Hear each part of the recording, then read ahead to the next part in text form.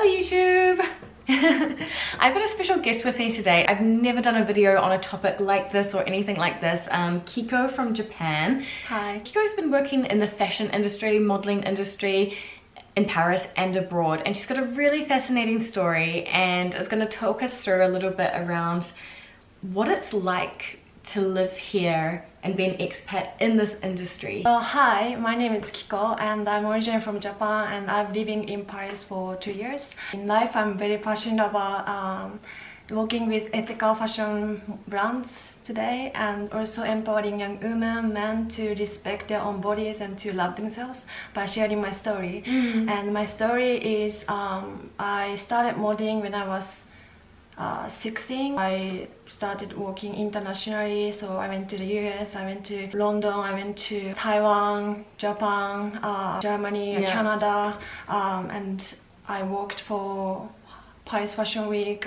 New York Fashion Week, London Fashion Week. Wow, Tokyo so Fashion international. Week, and Vogue Italia, and I've done a lot in the fashion field. I suffered from eating disorder when I was 17 because I had a lot of pressure on me to look a certain way. Yeah, I was really close to having a heart attack when I was 17, but because you were so thin. I was so thin. And I weighted 45 kilos for my height, which is 181. My height is 181. So I thought the more I lost my weight, the more I will look beautiful or I would feel beautiful, but that was the opposite. So I want you to know, if you are like ever feeling like you have to lose your weight or something like that, you don't have to, you know, you are beautiful as you are. And I think it's something that I want to share. Oh, thank you so much. And I suppose for you it's interesting that this, obviously it's an industry that can create these kinds of reactions where people feel basically like they're not enough and they feel like they need to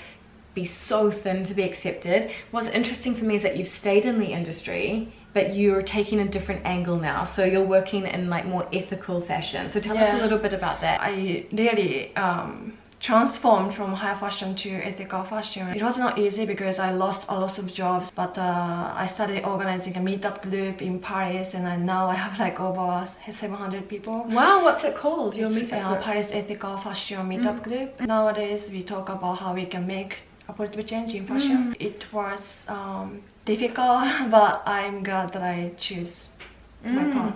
And tell us a little bit about like what is it like in Paris? The whole world looks at Paris as like the home of a lot of fashion and everything. The capital of fashion. Exactly, the capital of fashion. Tell us a little bit about how that works and maybe how the industry works and maybe any differences that you've seen and here, particularly in Paris, compared to other places you've worked. Okay, Paris, you see different kinds of girls, like white, black, Asian maybe, and I think it's a really good thing. It's really a good thing. I feel like traveling, you know, although I'm physically like in this city, it's really amazing. So in January I worked for Paris Fashion Week Haute Couture, and I saw some girls, black models bringing their own foundation, and because there's no black foundation available there, and I thought it was so silly, and I've heard of it before, and I actually saw it there, and I was like, I was shocked, and that's, I can't believe that they had to bring their own foundation. And,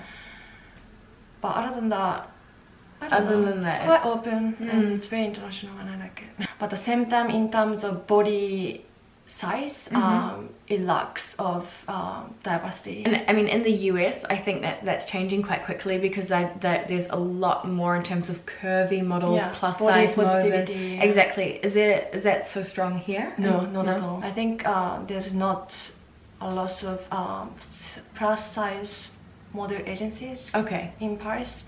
Like I know in the States there's a lot. Yeah, it hasn't really caught up here yet. Yeah. Speaking of being underweight, because I think I've seen videos circulating on Facebook and are saying that France is like leading the way because they've made it illegal to hire models that are underweight and all of this kind of stuff. So could you tell us a little bit about that, like, and how that works? Yes, so there's a law in France. BMI has to be over 18. Okay. But it's not working. Is it not working because the agents don't check?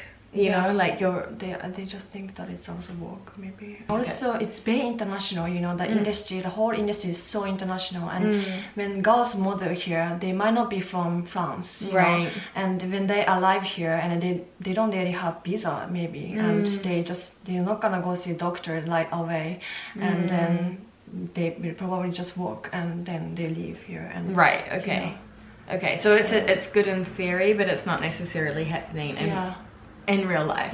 What is it like dealing with the French agencies? So I think they are very, very strict about your size, really. I've seen some I visited some agencies, and they look at me and like, okay, Kiko, I want you to know that you're beautiful, but your measurement just not gonna work for us. And or like sometimes your look just doesn't work for us.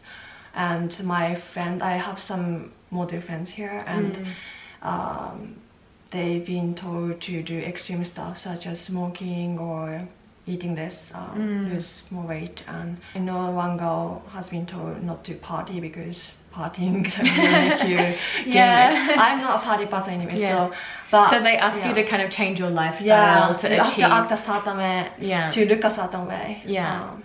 Which is, I suppose that's quite international in the modeling industry, unfortunately. There is so much pressure, and I imagine, I mean, we were talking earlier about the extreme diets. Yeah, I was living with my friend who is a model in Paris as well, and she was only eating eggs and chocolate. And eggs and chocolate? Yeah, maybe good.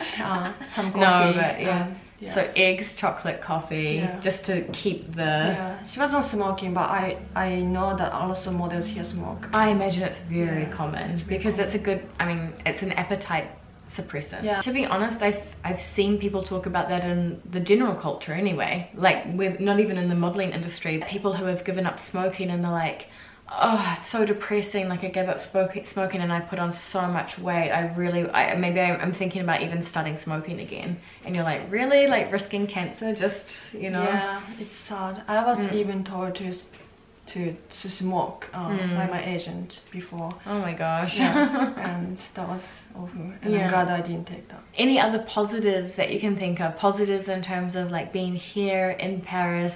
I mean, do you feel like it's special? Do you feel like it's the fashion capital? Or, I mean, given that you've worked in New York, Tokyo. I think it's really the capital. But again, I'm not really in the high fashion industry anymore, and I'm really into ethical fashion that is great for the environment, animals, and people. And you know, I do support human rights in fashion, so I don't know, I don't really like glamorous, you know, this kind of industry anymore.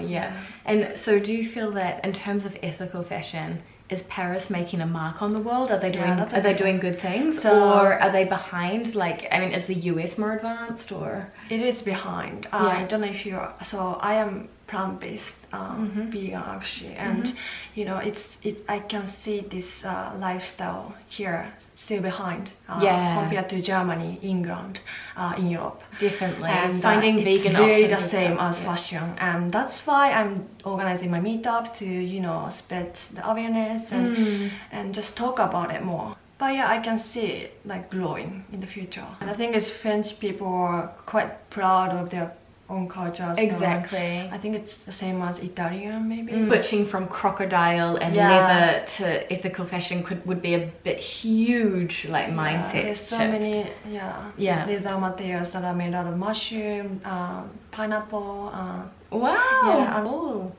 And if people want to find you and get to know more about you, where can they find you on the internet? So my Instagram is Kiko Sunflower Soul, and I'm sharing my story that I talked about earlier on YouTube, and you can find me the same name actually. Kiko Sunflower Soul. I'm going to put those down in the description box down below, both the YouTube video and the Instagram account, so that you can keep following Kiko and her journey in Paris, ethical fashion, like making waves, self-love, body image, all of that kind of good stuff. I think you're doing an amazing mission. I support you 100%. Thank you so much. I hope you guys liked that, and let us know down in the comments if you've got any questions for Kiko, any perceptions around fashion in your part of the world or in France in general, this kind of stuff. We'd love to keep the conversation going down there, so definitely leave us a comment. And otherwise, we'll see you guys in the next video Wednesday. A bientôt! A bientôt. Bye!